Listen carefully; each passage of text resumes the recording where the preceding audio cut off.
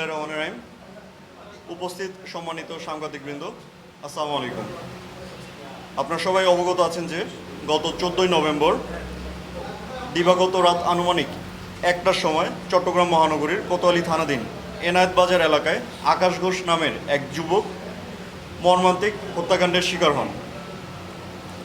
পরবর্তীতে উক্ত এলাকার স্থানীয় ব্যক্তিরা যখন ভিকটিম আকাশ ঘোষকে চট্টগ্রাম মেডিকেল কলেজে নিয়ে যান, উপস্থিত চিকিৎসক তাকে মৃত বলে ঘোষণা করেন। আমাদের র্যাব 7 চট্টগ্রাম উক্ত হত্যাকাণ্ডের রহস্য উদ্ঘাটন ও জড়িতদের আইনের আওতায় নিয়ে আসতে সর্বাত্মক গোয়েন্দা নজরদারি বৃদ্ধি করে।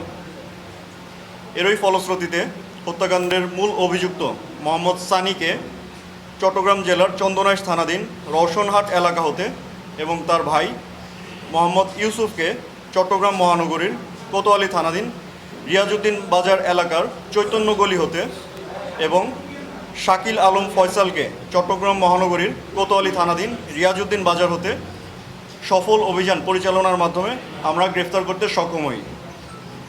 পরবর্তীতে কোতোয়ালি থানাধীন রিয়াজউদ্দিন বাজারের উকিলবাড়ি জামে মসজিদের সামনের নালা হতে আমরা হত্যাকাণ্ডে ব্যবহৃত চাকুটি উদ্ধার করতে সক্ষম হই। প্রাথমিক জিজ্ঞাসাবাদে জানা যায় যে ভিকটিম আকাশ ঘোষ চট্টগ্রাম মহানগরীর গোয়ালপাড়া পুকুরপাড় এলাকার বাসিন্দা এবং পেশায় একজন মোবাইল মেকানিক।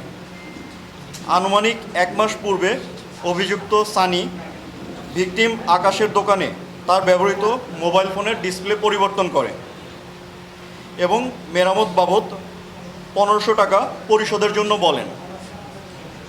অভিযুক্ত সানি কিছু টাকা পরিশোধ করলেও বাকি টাকা পরবর্তীতে পরিশোধ করবে বলে জানান।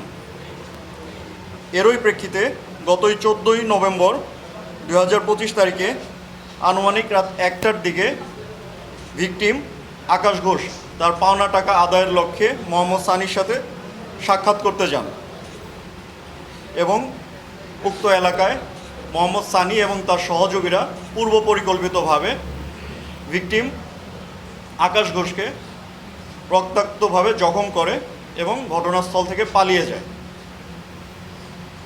উদ্ধারকৃত আলামত এবং গ্রেফতারকৃত আসামিদেরকে আমরা পরবর্তীতে সুষ্ঠু তদন্ত ও বিচার কার্যের স্বার্থে কোতোয়ালি থানায় হস্তান্তর করব।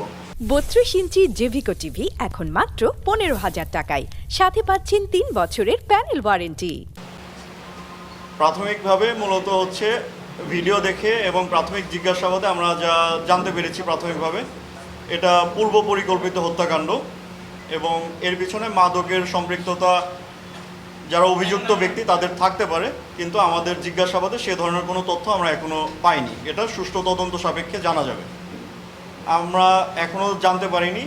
আমরা অবশ্যই আমাদের তদন্ত কার্যক্রম যখন সম্পন্ন হবে, শেষ হবে, তখন আপনাদেরকে সঠিক অ্যামাউন্টটি জানাবো। ভিডিওতে যাদেরকে দেখা গিয়েছে তাদের সম্পর্কে তথ্য সংগ্রহ চলমান রয়েছে এবং সংশ্লিষ্ট তদন্ত কর্মকর্তা তিনিও তদন্ত করছেন এবং হচ্ছে যে আমরা এটা পর্যালোচনা করছি। এখানে যারা সম্পৃক্ত তাদেরকে হচ্ছে যে আমরা আইনি আওতায় দ্রুতই নিয়ে আসবো।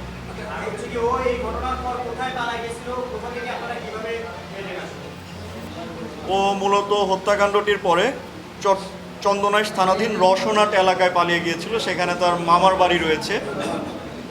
তো মূল অভিযুক্ত মোহাম্মদ সানি সে চন্দনাইশ থানাধীন রওশনহাট এলাকায় তার মামার বাড়িতে গিয়ে আত্মগোপনে ছিল। আমরা এই তথ্যটি যখন আমাদের গোয়েন্দা কার্যক্রমের মাধ্যমে নিশ্চিত হতে পেরেছি, আমরা ওই এলাকা থেকে তার মামা বাড়ি থেকে মূলত তাকে আটক করতে সক্ষম হয়েছি। তার রাজনৈতিক সংশ্লিষ্টতার বিষয়ে আমরা এখনও প্রাথমিকভাবে কোনো তথ্য জানতে পারিনি, যেহেতু এই ঘটনার সাথে কোনো রাজনৈতিক সংশ্লিষ্টতা আমরা খুঁজে পাইনি। তবে যদি তার রাজনৈতিক সংশ্লিষ্টতা জানা যায় দেন সেক্ষেত্রে হচ্ছে যে পরবর্তীতে আপনাদেরকে অবগত করা হবে। এটা সম্পূর্ণ তদন্ত কার্যক্রম শেষ হলে বলা যাবে। ব্যক্তি মাদকাসক্ত ছিল কিনা এটার জন্য অবশ্যই হচ্ছে যে তার অনেক পরীক্ষা নিরীক্ষার বিষয়াদি আছে। তার পূর্ববর্তী মামলার বিষয়ে তথ্য সংগ্রহ চলমান রয়েছে। আমরা প্রাথমিকভাবে যেটা জানতে পেরেছি যে সানি সেই মূলত হচ্ছে যে আকাশ ঘোষকে ডেকেছিল তার পাওনা টাকা ফেরত দেবে এই মর্মে, এবং হচ্ছে যে যখন আকাশ ঘোষ ওইখানে পাওনা টাকা ফেরতের জন্য যোগাযোগ করতে যায় তখন হচ্ছে যে সে এই হত্যাকাণ্ডটির শিকার হন।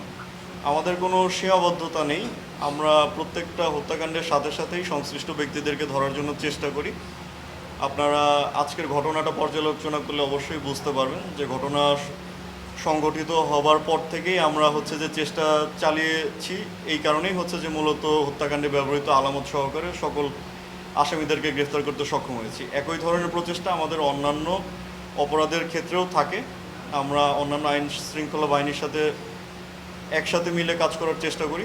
ইনশাল্লাহ আমরা হচ্ছে চেষ্টা করছি যতটুকু সম্ভব আমাদের অভিযান বেগবান করার জন্য, যাতে করে আমরা হচ্ছে আপনারা যেটা নিয়ে শঙ্কিত এই হচ্ছে অপরাধ সংগঠনের পরিমাণ এটাকে কমিয়ে নিয়ে আসতে পারি।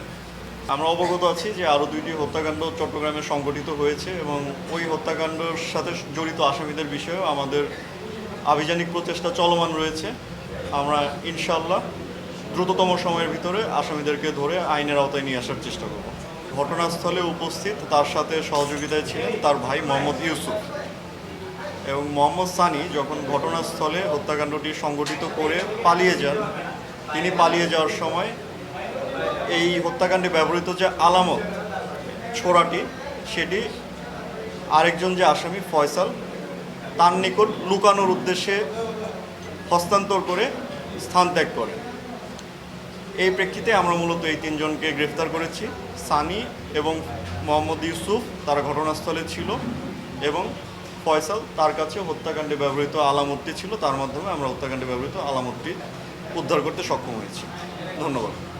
প্রাথমিক জিজ্ঞাসাবাদে মূল হোতা মোহাম্মদ সানি উনি স্বীকার করেছেন যে মূলত এই পাওনা টাকা জেরেই তার সাথে হচ্ছে যে আকাশ ঘোষের বিবাদ শুরু হয় এবং এ থেকে আক্রোশের বশে সে আকাশ ঘোষকে ছুরিকাঘাত করেছে।